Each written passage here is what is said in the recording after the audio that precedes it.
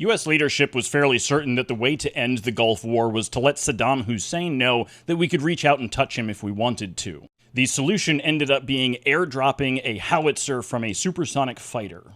So Saddam invades Kuwait in August of 1990, he wants his hands on their oil, and he owes them a lot of money that he doesn't want to pay back. The international community tries sanctions, they don't work, so 35 countries form a coalition led by the United States, and they begin an air campaign against Iraq. As we're taking out the softer targets, we notice that the Iraqi command bunkers cannot be penetrated by anything that we have. They are 30 to 50 feet underground and are constructed of 6 to 8 feet of reinforced concrete.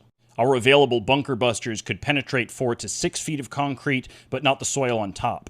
The United States had encountered a similar problem during World War II when they were trying to destroy the German U-boat pens on the French coast. I don't remember the exact numbers, but the roofs of these things were made out of about 20 feet of reinforced concrete, so what the United States did is they dropped tall-boy earthquake bombs on them. Not to penetrate them, they would create an 8-foot deep crater on top and another 8-foot deep crater underneath, blasting anything inside the bunker with hypervelocity concrete shrapnel. The same technique is used in high-explosive squash-head anti-tank rounds, which are no longer in use. But you can't propagate a shockwave like that through sand, so for Iraq a penetrator was needed.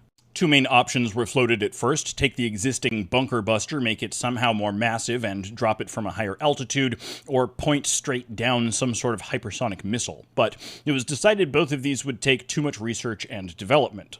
They would end up taking the barrels from 8-inch howitzers because they were already hardened steel. They would remount the inside, they would turn down the outside, turn them into nose cones, and fill them full of explosives.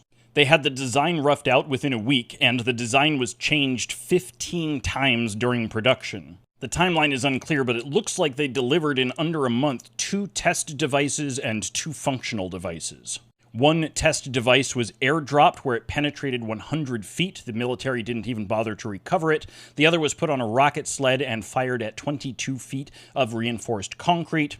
It penetrated it and was found laying a half-mile away. The functional devices were then loaded with explosives, sent to Saudi Arabia, and deployed on 2 F-111s.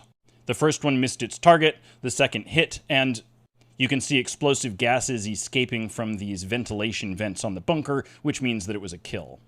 Saddam Hussein surrendered the next day.